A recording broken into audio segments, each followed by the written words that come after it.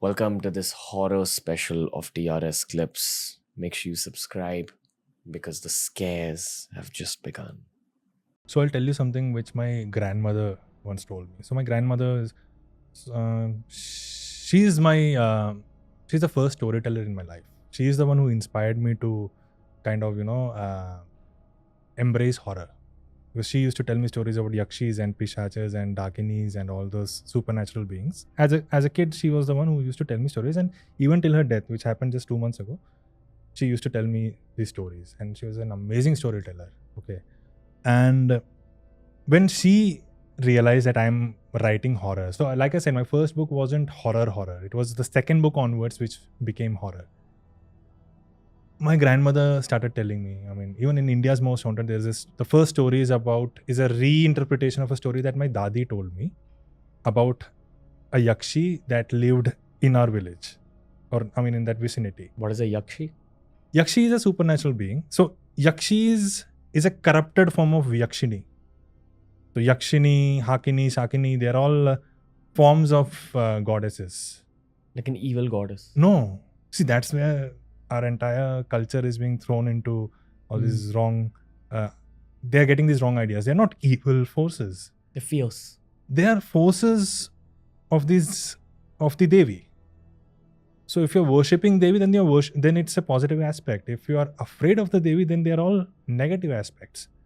So see, this is something that a philosopher or a preacher would be able to tell you. But basically, like they're like yogini, you've got dakini, sakini, hakini, and you've got yakshini. So yakshinis, they are celestial beings. They grant wishes. If you worship them, there are 36 types of yakshinis. They grant you all these wishes, and there are rajas, tamas, and sattvic yakshinis. So the different types of yakshinis, and for the kind of fulfillment you want, you approach that particular yakshini. So the corrupted form is a yakshi. So in Kerala, if you say yakshi, it's a very negative being. Why corrupted and how corrupted? Corrupted by popular culture from the past. Pop culture is not just what's happening now. In the 80s, the pop culture was something else. Right? So back in the time, like when women were exploited sexually, where women didn't have the power, where the society was driven by men, and women were shackled. The moment the husband passes away, the woman has no right over anything. She's thrown to in a corner of the house. During those times when many women were exploited, and some of them were even killed when they threatened to tell the world what they've been through. So in order to demonify such women, or women who took the liberty to open up, they were demonized as yakshis. They were killed. It's like witch hunt. It's like clipping the wings of someone who's trying to come out. So a lot of women were wronged. Many women got pregnant, outside their marriage, or from somebody else, and then these women were killed, and it's that guilt, in that man, which took the form of a yakshi. This is what I believe. It's from a psychological point of view, it's a guilt of a man who wronged a woman, or who killed a woman after cheating her or whatever exploitation he did. That guilt takes the form of a yakshi that's coming after him. Okay, this is what a rational explanation would be like. But at that time, it wasn't like this. They used to believe that, this woman has come back as a yakshi. In Hindi, a very simple analogy will be chudail. Which? Chudail. Okay. So again, it's a concept. We're all misappropriating a lot of things. So chudail, yakshi. So yakshinis become yakshis, which are equivalent of chudails. And chudail, how do we use a chudail? Like a gali, like a cuss word. If you have someone, a relative whom you don't like, if she's a woman, the mother-in-law will call her a chudail, and vice versa. Right? So it's a demonification. It's a very wrong misappropriation. And yakshinis, who were supposed to be deities, they became yakshis. So these are women who, you ask for a lift on the empty, isolated highways, They prey on men because they need their virility, their blood to keep themselves young. So it's very equivalent of chudels. But actual yakshis, they are something else. So my dadi, coming back to the question that you asked, so my dadi is very, you can say superstitious because she's from that older generation. When I started writing these stories and I told her, look, this is a story you told me when I was a kid.